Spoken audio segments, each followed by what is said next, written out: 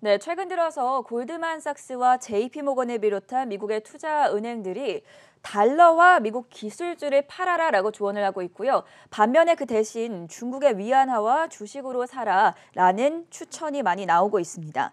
맞고 안 맞고를 떠나서 왜 이런 시각들이 나오고 있는 것인지, 그리고 지금까지 미국 주식 위주로 투자를 해왔던 서학 개미들에게는 어떤 입장에서 많은 궁금증이 생길 텐데 이 문제에 대해서 오늘은 알아보는 시간 마련했습니다. 한국경제신문사의 한상춘 논설위원 자리해 주셨습니다. 어서 오세요. 네, 안녕하십니까? 네, 위원님 먼저 오늘 새벽에 끝난 뉴욕 시장 이틀 연속 약세를 기록했는데요. 증시 흐름 좀 진단해 주시죠. 네, 6시 시작되면서 전 앵커가 이렇게 리드 멘트 하기 전에 주요 뉴스를 이렇게 보면 오늘 좀 특색 있는 뉴스들이 많이 나왔죠. 네. 주로 그 글로벌 인베스트 뱅크들의 뭐뭐 해라, 뭐뭐 해라 하는 예를 들어서 중국의 그 전기차 니오를 사라, 그다음에 달러를 버려라, 뭐 이런 쪽에 글로벌 인베스트 뱅크들의 그 투자 서한, 투자자에게 보내는 투자 서한 내용들이 아마 오늘 그 주요 뉴스에 많이 장식했을 겁니다. 네.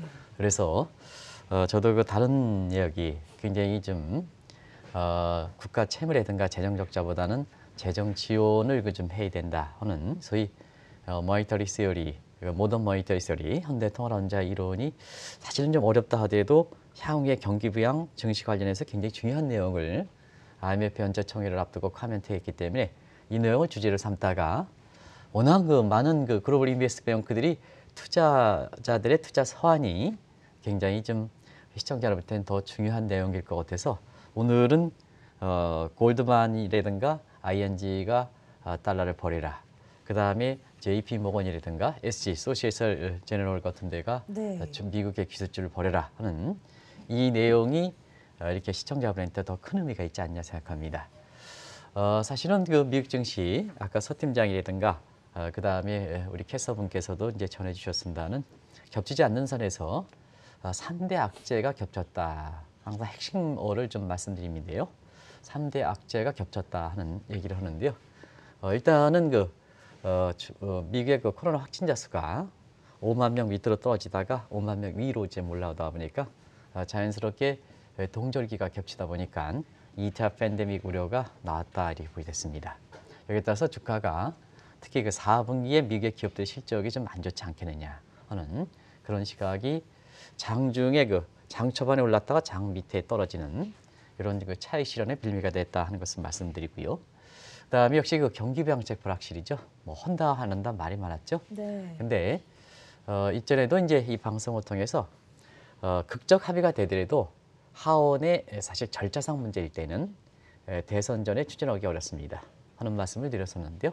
오늘 민의신이 재무장관이 그 얘기를 똑같은 얘기를 했습니다. 그래서 경기부양책이 최소한 대선 이전에는 물건 나갔다 하는 이것도 실망감으로 작용한 것이 아닌가 생각합니다.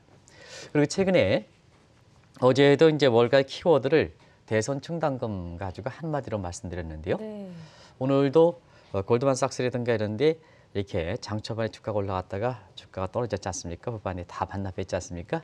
그런 것이 대체로 보면 금융주의 주가 모습, 다우존스의 모습을 좌우하게 되는데요. 3분기는 말씀대로 어닝 서프라이즈가 되지만 4분기에는 대선 충당, 그리고 기업들이 그동안 현금 보유를 갖고 있다가 버티다가 코로나 사태가 이렇게 장기화됨에 따라서 버티지 못하게 되거든요. 그러면 거기에 은행들이 대처해 주는 입장에서 보면 사실 부실 자산이 많이 이렇게 생기게 되거든요. 네. 그래서 그것을 그 대선 충당하다 보니까 사실은 그 은행이라든가 이런 데 수익 구조가 거래 금액 증가, 우리나라도 뭐 금융사들이 그렇죠.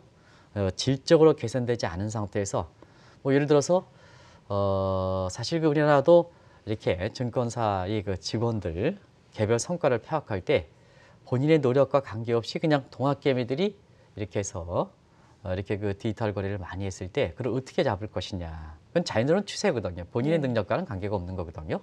물론 이제 나름대로 노력하시는 분들도 많습니다는 그런 쪽도 미국도 똑같거든요. 그래서 지금까지는 동학개미 로빈후드에서 미국의 이렇게 투자은행들의 수익이 이렇게 개선되긴 했지만 그게 실질적으로 금융사의 실력이냐 하는 점에서 또 다른 측면이거든요. 그런 과정에서 수익이 나더라도 질적으로 이렇게 이렇게 건전치 못한 상태에서 자 이렇게 대선 충당을 많이 쌓게 하면 네. 사실 4분기에는 기업들 실적은 좀 어렵게 나온다는 얘기거든요. 그러면 지금의 미국의 그 투자자들은 3분기보다도 4분기에 가 있는 거거든요. 지금요. 네. 투자는 앞서 투자하기 때문에 그래서 주가가 떨어지는 배경이 된다 이렇게 됐습니다. 그리고 오늘 향후의 그 각국의 통화 정책, 재정 정책 이렇게 관련해서 오늘 IMF라든가 페드가 계속해서 재정의 역할을 굉장히 강조하고 있는데요.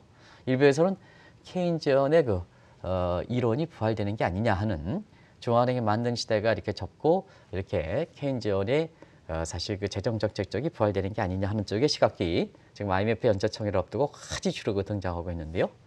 그런 과정에서 종전의 케인즈연과 달리 케인즈연은 쓰면 정부 재정 적자, 국가 채물 증대거든요.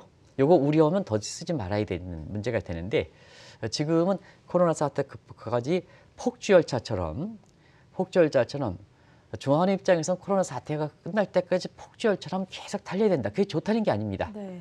좋다야 된다. 그게 이제 지난 3월 초에 기업했던 페드의 그 무제한 채권 매입 방식이고요. 근데 그것이 이제 통화정책 쪽에서는 거의 다 오니까 이제는 재정 쪽에서 국가 채무 그다음에 사실 그 재정 적자를 우려하지 말고 일단은 써라는 얘기입니다. 써라. 이게 이제 소위 시청자 여러분 한번 소개해드린 적이 있습니다는 모던 머니터리 시어리 해서 MMT 이론인데요. 현대 이렇게 통화론자들이죠. 네. 우리가 루카스라든가 이런 사람들이 과거의 그 전통적인 통화론자라면 거기에 구별해서 부채 우려되면 더 쓰다. 아마 시청자분이 향후의 증시 흐름과 관련해서 굉장히 주목되는 사항이지 않냐 생각하는데요. 시간이 되면 내일 정도에 한번 요 이론적인 것을 종전의 케인즈연과 어떻게 이렇게 되고 왜 이론적인 것을 지금 페드라든가 IMF 같은 기관이 이렇게 요청하는가 네. 하는 얘기를 다소 어렵다 하더라도 이렇게 이 시간은 그 경제 공부하는 자리니까 한번 제가 그런 내용을 좀 한번 풀어보도록 하겠습니다. 네, 오늘 증시 하락 반전에 영향을 미쳤던 3대 악재들과 함께 밤사이에 발표됐던 IMF와 페드의 발언들에 대해서 먼저 분석 들어봤고요. 지금 시기상 골드만삭스와 JP모건 등이 미국의 대형 글로벌 IB들이 고객들에게 투자 서한을 보내는 시기입니다. 좀 눈에 띄는 대목이 있지 않았습니까? 네, 투자 서한이죠. 그 국내 증권사에서도 내년제 증시 포럼이 곧 열릴 네. 거렇게 보이는데요. 아무래도 이 투자 서한 내용은 자기 자신의 고객들이 되기 때문에 굉장히 중요한 내용이다 이렇게 볼 수도 있습니다.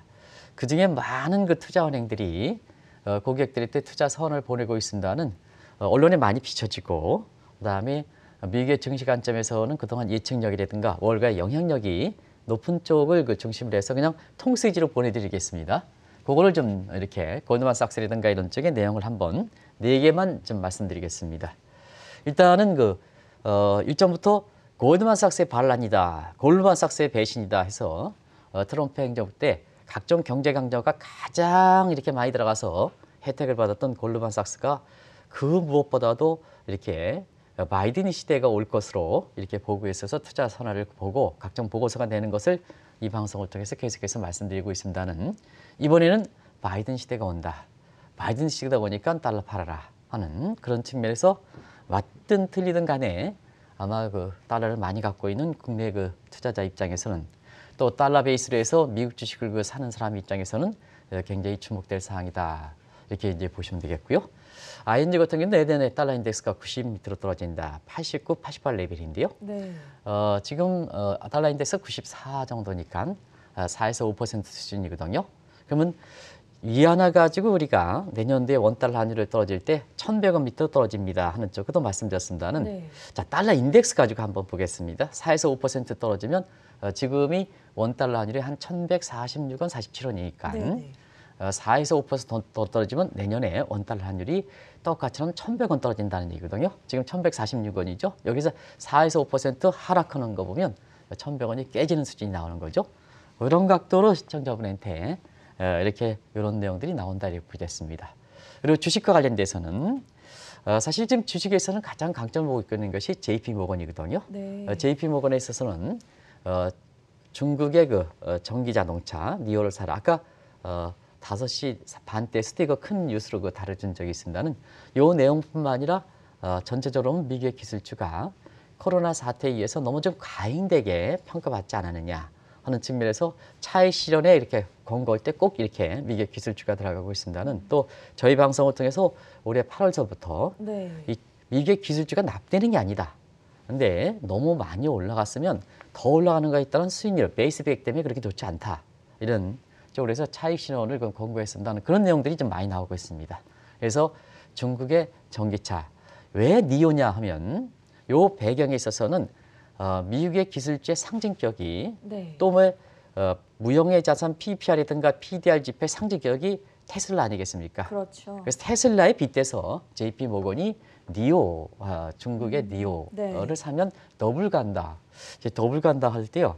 그 더블 갈 때 묻고 더블로 가 하는 그런 유행어가 이렇게 있었죠? 있었죠. 네. 그래서 그 용어를 우리 걸로 쓴다. 이렇게 해서 한번 또 열심히 또 원문을 한번 찾아봤습니다. 네. 그렇습니다. 근데 더블로 간다. 그래서 더블로 간다 하는 이 뜻에서 네. 하나 인상 깊었다 이렇게 보시되었고요.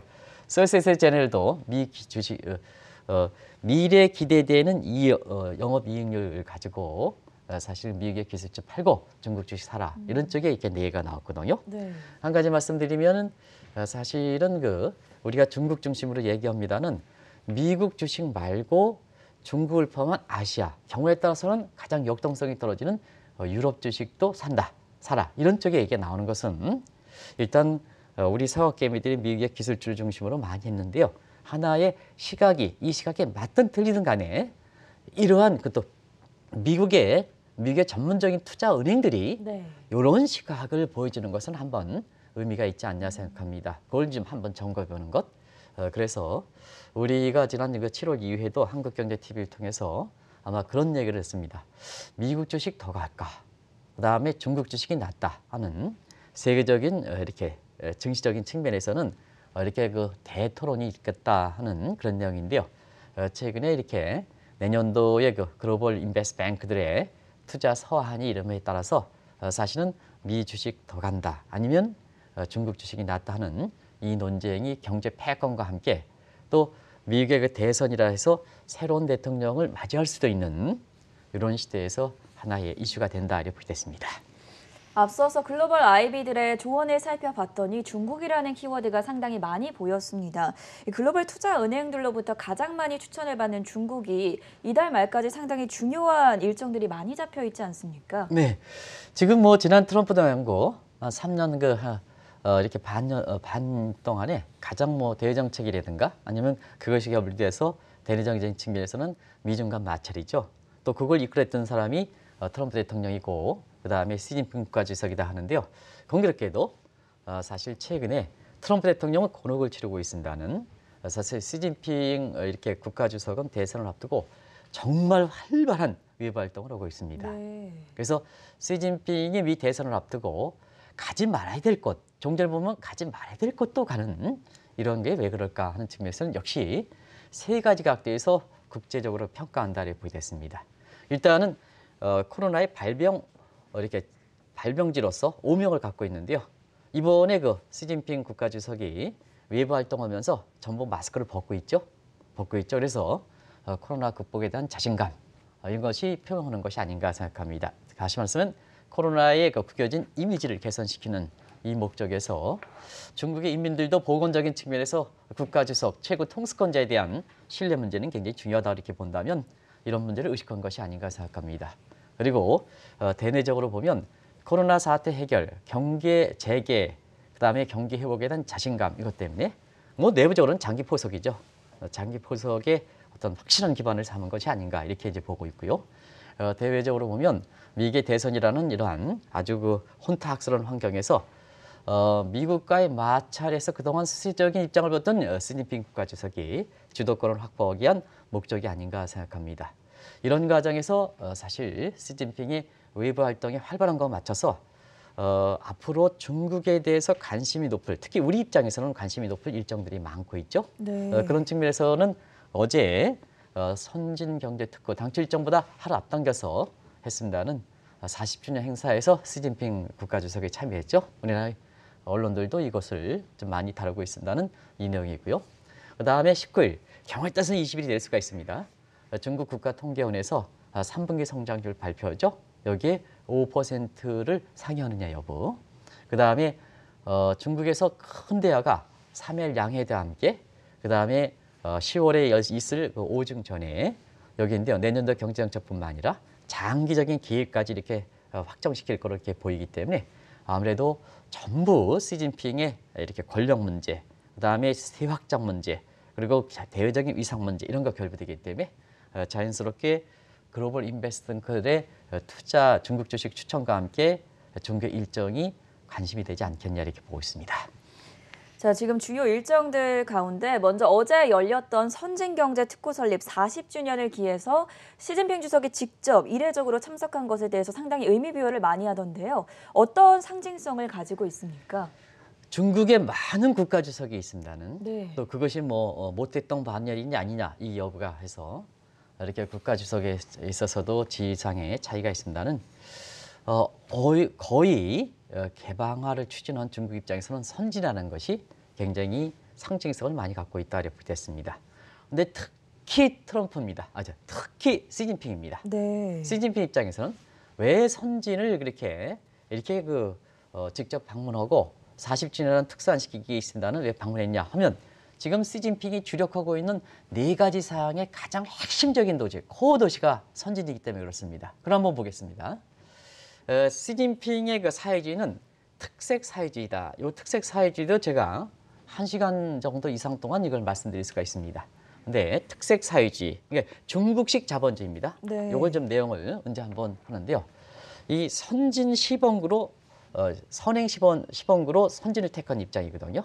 중심지로 이렇게 하고, 이게 이제 시진핑이 갖고 있는 전체적인 인민을 끌고 가 있는 이념적인 차원에서 중심지가 선진이다. 그리고 외강하오 대만구 프로젝트, 이건 이제 사실상 이렇게 광둥성의 8개 도시를 묶는 남반구의 중심으로 생각하는데요.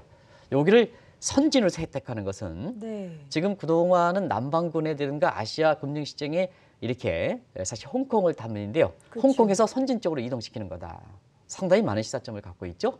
그다음에 화웨이 텐센트의 본사가 바로 선진이거든요. 아, 네. 그럼 미국의 기술주 패권에서 그 패권에 대한 저항 의지 이런 것을 가져가는 상징격이다. 다 미국의 기술주 할 때는 시청자 여러분 화웨이 얘기 많이 났죠? 그렇죠. 텐센트만 얘기 많이 났죠? 그래서 중국판 실리콘밸리를 키워서 미국판 실리콘에 대응하겠다. 그래서 앞으로 국부의 싸움의 중심지로서 미국과 대응하겠다는 입장을 반영한다 이렇게 됐습니다. 그리고 지난 5월에 다들 아시겠지만 디지털 위안화 지금 잘 정착되고 있지 않습니까? 선진이 시범구죠. 위안화 국제화과제. 그래서 시진핑이 특히 모든 대내 과제를 추진할 때 선진이 굉장히 중심이 된다 이렇게 됐습니다. 그런 과정에서 그 의미를 간단히 한번 이렇게 살펴보겠습니다. 하나하나 이제 중요한 내용이지만 의미를 보겠습니다. 미국의 경제 패권. 지금 미국의 트럼프의 대선에 그러니까 미국은 전환점을 맞고 있죠. 이 전환점을 맞고 있을 때 딱 해서 이번에 코로나 사태에서 확실히 부각가느냐 더 떨어지냐 해서 무슨 특수한 사건이 있을 때는 그게 격차가 벌어지게 되는 거거든요. 그런 과정에서 자 중국의 특색 사회주의와 미국의 자본주의의 상징이지 않습니까? 네. 세를 겨루는 상징의 중심이다. 그리고 홍콩 문제에 대해서 중국에 편입해서 이제는 홍콩을 일국 이체제가 아니라 일국 일체제로 간다 하는 측면. 그다음에 미국은 특별국으로 계속한다. 이거 이렇게 해서 대립되는 측면. 화해를 놓고 미국의 첨단 기술과 관련된 미래 국부 싸움의 주도권. 그다음에 위안화 정책에서 지금 오프라인상에서는 달러가 기축통화지만 온라인상 모바일상에서는 디지털 이렇게 위안화로 기축통화를 삼겠다 하는 이런 쪽의 시사점을 갖고 있는 것이 선진이다. 그런 측면에서 세계적으로 국내 언론에서는 시진핑 국가주석이 기대만큼 그렇게 얘기를 안 했기 때문에 사실 국내 언론에 다루고 있지 않습니다는 오히려 미국의 그 외신이라든가 이런 걸 중심으로 해서 네. 이런 시사점을 갖고 있기 때문에 사실 이번에 선진 국가 시진핑 국가주석의 의미를 크게 부여한다는 걸 말씀드리겠습니다. 선진이 중국에서 어떤 상징성을 가지는지에 대해서 먼저 자세하게 알아봤고요. 두 번째로 빠르면 이번 주말에 앞당겨서 발표할 것으로 예상이 되고 있는데 중국의 3분기 경제 성장률 어떻게 나올 것으로 예측이 되고 있습니까? 중국에 대해서 추천이 많이 나오는 것은 네. 코로나 사태 이후에 중국이 경기가 가장 빨리 회복되고 있죠. 그런 측면에서 한번 중국 경제가 코로나 이전과 코로나 이후와의 한번 차이를 보겠습니다. 코로나 이전에는 시청자 여러분도 눈이 말씀드렸습니다는 이거는 뭐 동일한 현상이기 때문에 반복될 수가 없습니다. 반복될 수밖에 없습니다. 3대 회색 코뿔소이다 해서 그림자 금융 문제, 그다음에 과다부채 문제, 부동산 거품 문제로 인해서 중국이 사실상 성장이 정체가 되고 경제 성장률에 물가가 좀 올라서 예를 들어서 뭐 돼지열병이라든가 뭔가 이런 게 해서 돼지고기 값이 아주 이례적으로 급등했기 때문에 중국 사람 입장에서는 돼지고기를 잘 먹는 입장에서는 자 경기가 침체되는데 물가가 올라 스태그플레이션 걸렸죠. 근데 이게 코로나를 계기해서 풀리는 상황이죠. 그 풀리는 상황을 한번 보겠습니다. 일단 중국의 가장 핵심적인 게 제조업 PMI 지수죠. 이게 3월 이후서부터 회복을 예비하는 뭐 50 이상에서 왔다 갔다 하는 건 그건 문제가 없습니다. 50 이상이냐 아니냐 이 문제거든요. 네. 3월 이후에 50 회복을 예비하는 50을 지속되고 있다 이렇게 보겠습니다. 그리고 중국의 또 하나의 성장 동력이 수출이죠. 수출도 6월에 플러스를 전환해서 어제 중국의 9월 수출 증가가 나왔죠. 9.6%, 9.6는 나왔죠. 네. 8월에 9.5%, 그다음에 9월에 9.6%에서 9%대 이제는 코로나 이전에 이렇게 정상 수준보다 더 높게 나오는 이런 형국이 또 하나 이거 수출 중국의 성장 동력에서 수출이다 이렇게 보겠습니다. 반면에 물가는 어떻게 되냐 하면 물가는 5월 이후부터 중국의 물가선은 3%입니다. 어떤 분 같은 경우에는 중국의 물가 목표선은 2%를 얘기하는데요. 중국은 경제발전 단계가 미국과 한국보다 낮기 때문에 네. 한국의 물가 목표치는 2%, 미국의 페드도 물가 목표치 2%지만 중국은 3%다. 3%인데요. 5월 이후서부터 3% 밑으로 떨어져서 성장은 올라가고 그다음에 물가는 떨어져서 코로나 이전에 중국의 고질병에 해당되는 경제 스태그플레이션이 풀리는 현상이다 이렇게 됐습니다. 그런 과정에서 자연스럽게 가장 종합적인 지표가 GDP 성장률이죠. GDP 성장률은 뭐 누누이 말씀드리는 1분기에 마이너스 6.8%에서 2분기에는 3.2%에서 V자 반등하고 있는 이런 추세입니다는 많은 사람이 이 부분에 대해서 기저효과다 하는데요. 다시 한번 말씀드리는 네. 중국은 전년 농기이기 때문에 기저효과가 이렇게 나타나지 않는다 하는 걸 말씀드리겠습니다. 그런 상태에서 자 그런 의심을 갖고 있기 때문에 3분기에 이번에 발표되는 게 결국 그러한 성장률 회복세가 지속되느냐 그래서 지속 가능한 성장 기반이 되느냐 그러면 중국 주식 사는 거죠. 그런데죠.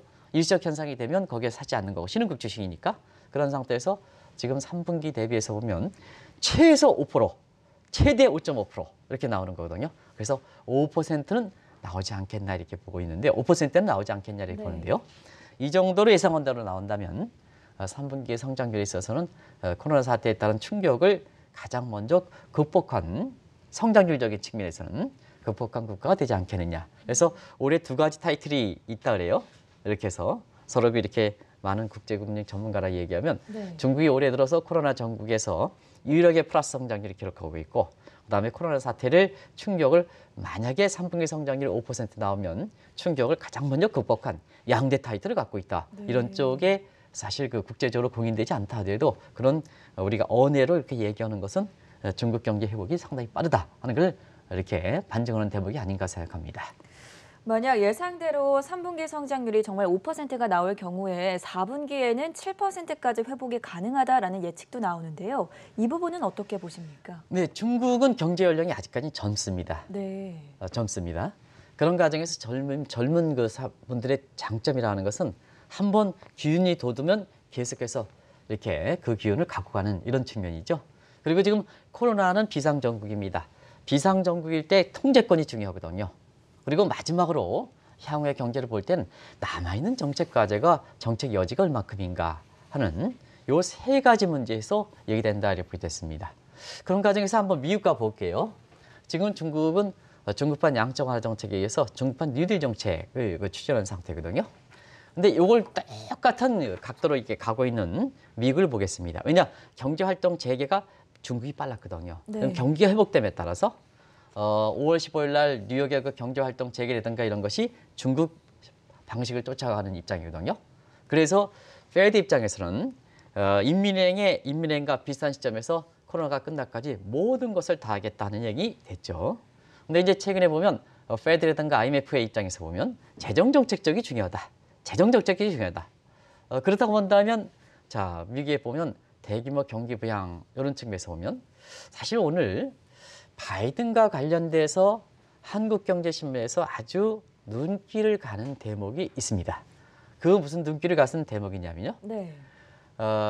바이든 시대에 대비해서 바이든 주가뿐만 아니라 미국의 국채를 사기 시작했다. 그럼 미국의 국채를 샀다는 것은 네. 결과적으로 미국의 재정 적자라든가 국가 채무 이 문제에서 트럼프 대통령 것처럼 방만하게 쓰지 않겠다는 얘기거든요.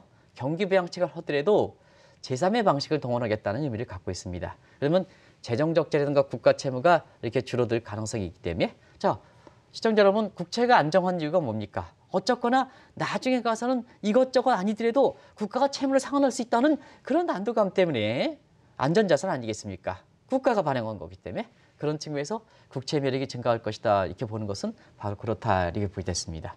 이런 각도거든요. 근데 중국은 사회주가입니다. 사회주가이기 때문에 뭐 국가에서 보면 통제권이 있으면 재정 부분에서 비교적 미국보다는 여유로운 상태거든요. 그렇기 때문에 4분기에는 앞서 말씀드린 같이 자 통제력, 그다음에 추가적인 정책 여지, 그리고 경제 활력이 젊다는 측면에서 한번 탄력을 받으면 탄력이 지속될 수 있는 이런 특징상으로 볼 때에는 3분기 성장률이 자 2분기에 플러스 3.2%, 그다음에 3분기에 5%, 4분기에는 일부에서 저는 뭐 가능성이 좀 적다고 이렇게 보긴 합니다는 최소한 3분기 성장보다 높게 나오지 않겠나 하는 이런 시각이 나오는 각도에서 7%까지 이렇게 그 얘기 나오는 것은 바로 중국의 성장 앞으로의 모습이다 이렇게 보겠습니다. 두 가지 주요 일정에 대해서 먼저 짚어봤고요. 마지막으로 이달 26일부터 열릴 오중전회에서 내년도 경제 정책과 장기 계획에 대해서는 어떤 발언들이 나올 거라고 예상하십니까? 네, 26일로부터 있는데요. 네. 요거는 아마 국내의 경제 강렬이라든가 그다음에 중국과 관련돼서 기업 영업 사업을 많이 하시는 사업가라든가 또 우리나라의 중국에 대해서 많은 금융사들도 많이 투자하죠. 최근에 그 특산 뭐 사드라든가 뭔가 이렇게 해서 여러 가지 요인에서 좀 서운한 관계가 있긴 하지만 여전히 관심이 되지 않느냐 하는 측면에서 이번에 26일부터 있는 오중전에 이것은 아주 어떤 내용이 포함될 것인가 하는 것을 주목하실 필요가 있다 이렇게 보겠습니다. 일단 뭐 오중전에는 다 아시겠죠? 19기 중앙위원회 5차 전회다 이렇게 보겠습니다. 그리고 약자로 오중전회다 하는 것은 다들 아실 거로 이렇게 봅니다. 근데 사실은 올해가 13차 5개년 계획의 종료입니다. 그래서 공산당선언 100주년이 되는 내년에 중국이 인민들이 잘 살자, 모두가 잘 살자, 샤오강세를 구축하는 이렇게 그런 계획을 갖고 있었습니다. 네. 그래서 중국은 13차 5개년 계획에 더 이상 그 5개년 계획이 이렇게 잡혀 있지 않은 상태거든요. 근데 시진핑 입장에서 이렇게 보면 등서평과 모택 등 반열에 2017년에 올려놓은 것을 지금 측면에서는 여러 가지 문제가 있다 보니까 다시 통제력에 의해서 경제를 리드하는 계획경제 5차 5개년 계획을 다시 가져가겠다 하는 측면에서 이번에 당초 일정에서는 없었던 14차 5개년 계획을 추진한다. 그리고 단기 5개년 계획뿐만 아니라 2035년까지 그러니까 2035년 되면 시진핑 국가주석이 아마 연세가 나이가 어떻게 되는지 모르겠습니다. 꽤 많아지시지 많아지죠. 않을까요? 아무래도 네. 이제 자연스럽게 권력 기반에서 내려오지 않는 시점이 되지 않겠냐 생각합니다. 그래서 이 장기 계획은 시진핑이 권력에 어디까지 이렇게 내가 할 수 있을 것이냐 하는 입장의 의미도 해석하는 시각이다 이렇게 보겠습니다. 그래서 2035년까지 지금부터 15년 아마 시진핑 국가주석의 나이를 계산해서 15년 한번 때려보시기 바랍니다. 이런 그 계획을 발표할 거로 이렇게 보이고 있습니다. 그리고 또 한 가지는 코로나 사태가 발생한 지 내년에 2년 차에 접어드는데요. 네. 원래 뭐든지 2년 차가 굉장히 중요하거든요.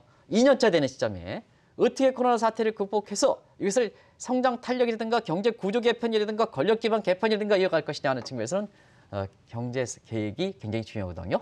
그래서 여기서 계획을 확정해서 12월 공작대회에서 확정된다는 것은 시청자 여러분이 잘 아실 거로 생각합니다.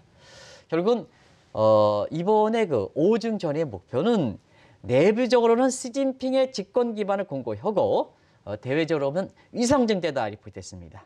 그게 14차 5개년 계획의 여러 계획에 궁극적으로 지향하는 핵심적이다.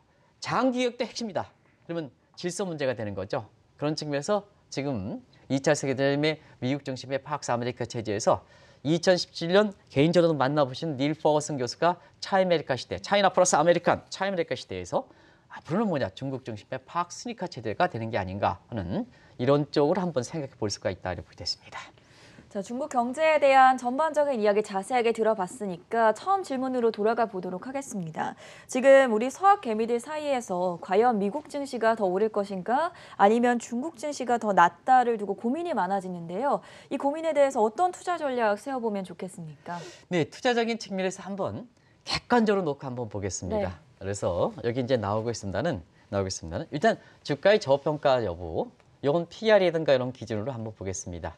그리고 지금 향후에 투자는 미래니까 남은 정책 여지 이런 거 보면 뭐 시청자 여러분도 그거는 확실히 지금 상태에서 중국이 유리하다 하는 것은 아실 거로 이렇게 보이고요.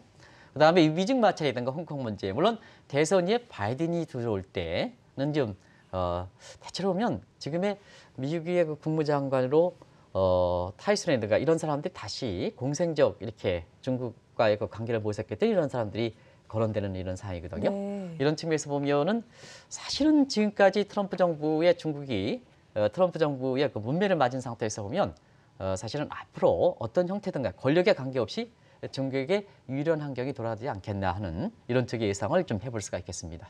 최소한 미중 간 마찰이 주도되면 상대적으로 피해를 받았던 중국이 반사적 측면에서 이익이 기대된다. 주식적인 측면에서 그렇게들 좀 해석해 보시기 바랍니다.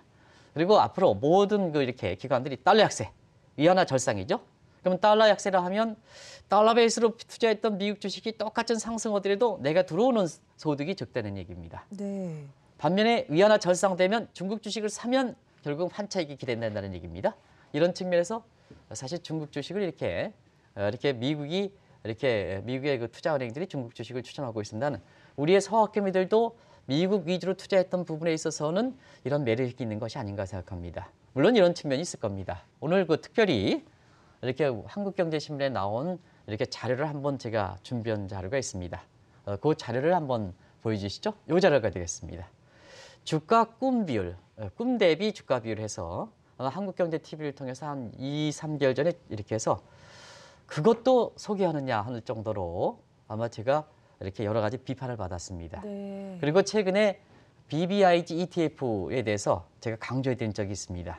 근데 요게 이제 PDR 지표로 해서 출전을 한국경제신문이니까 아마 요거 가지고 분석한 기관이 한국투자증권입니다. 한국투자증권입니다. 네. 그래서 그런 오해를 한번 풀어보시기 바랍니다. 일단 한국의 증권사 중에서 PDR이라는 지표를 한국투자증권이 사용해서 자 한번 보겠습니다. 이렇게 우리의 BBIG주 지금 국내 주식에서 핫하죠? 그렇죠. 그래서 대부분 다 저평가되어 있다 하는 이런 쪽의 얘기를 나오고 있습니다. 그런 측면이거든요. 그런 각도에서 보면 미국의 PDR 지표라든가 PPR 지표로 보면 앞으로도 미국의 주식이 계속해서 매력은 있습니다. 근데 미국 주식이 너무 올라서 누누이 말씀드리는 자 1000포인트일 때 1000 올라가면 100%입니다. 근데 지금은 확 올라가서 10,000포인트 때 1000은 10%뿐이 안 됩니다. 그런 각도로 미국 주식을 이렇게 차익을 실현해달라 하는데 네. 근데요, 그게 미국 주식이 나빠서 그런 건 아니거든요. 우리가 계속해서 그런 측면에서 시청자 여러분, 자 중국 같은 경우가 상대적으로 이렇게 세계에서 보면 우리 일정대로 하면 굵직굵직한 일정들이 있지 않습니까? 그런 과정에서 포트폴리오 균형적인 측면에서 중국, 미국 이의 주식들을 이렇게 추천하는 것이 아닌가 생각하는데요. 중국 기업 경제입니다. 또 14차 5개월 계획도 나오고 장기계획도 나오고 중점사항도 나옵니다. 그래서 26일에 오중전에서 이렇게 결정되는 14차 5개년 계획, 그다음에 장기 계획에 계획 경제니까 정책적으로 지원이 되는 그러한 종목들을 중심으로 해서 꾸준히 매입해가면 좋지 않냐 생각하고요. 누누이 말씀대로 한국투자증권에서 PDR로 볼 때는 네. 지금 일반적인 이가 PDR로 보면 BBIG가 굉장히 교평가되어 있다. 이렇게 이제 얘기되는데요. PDR 지표는 굉장히 저평가되어 있다. 그러면 BBIG 이런 것에 대해서 상당히 매력이 있다는 얘기거든요. 그래서 개별 종목 거기가 지금 굉장히 순환매기 되기 때문에 오늘 다르고 내일 다르고 순환매기 되기 때문에 사실 추천하는 시장도 데이 트레이딩 관점에서 오늘 주식, 내일 주식 다 틀리기 때문에 투자자 입장, 개인 투자 입장에서는 굉장히 물론 이제 동학개미들이 트레이딩에 아주 뛰어난 분들이 있습니다는 그런 분들 제고는 자 오늘 주식 사라 그리고 내일은 딱 팔라 그리고 다른 주식 살라 그러면 시청자분한테는 굉장히 혼란스러운 거거든요. 그렇죠. 그런 측면에서는 이것을 묶어서 투자하는 뭐 BBIG, ETF 상품이라든가 이런 것이 추천했던 것도 바로 그런 겁니다. 이걸 분석한 기관이 PDR 지표로 분석하고 BBIG의 저평가에서 저평가 시각이 나온 게 한국투자증권이라는 걸 말씀드리겠습니다. 그리고 이 출처는 한국경제신문에서 나왔던 거다 이렇게 됐습니다. 그래서 이 한국경제TV가 초반에 나왔던 용어들을 처음 소개하는 게 그 자체가 많은 시사점을 던져주거든요. 그래서 이번에 그 PDR을 가지고 한국투자증권이 처음으로 이렇게 분석한 것 한번 의미가 있기 때문에 시청자 여러분께 특별히 그 표를 한번 보내드렸습니다. 많은 점의 시사점을 참조하시기 바랍니다. 네, 최근 들어서 골드만삭스와 JP모건 등 글로벌 IB들이 달러와 미국 기술주를 팔고 대신에 중국 위안화와 그리고 중국 주식을 추천을 하고 있습니다. 과연 이 조언을 그대로 받아들여도 될지, 그리고 서학개미들 입장에서 미국 주식과 중국 주식 가운데 어떤 투자 방향성을 잡으면 좋을지 좋은 말씀 들어봤고요. 지금까지 한국경제신문사의 한상춘 논설위원과 함께했습니다. 말씀 고맙습니다. 네, 고맙습니다.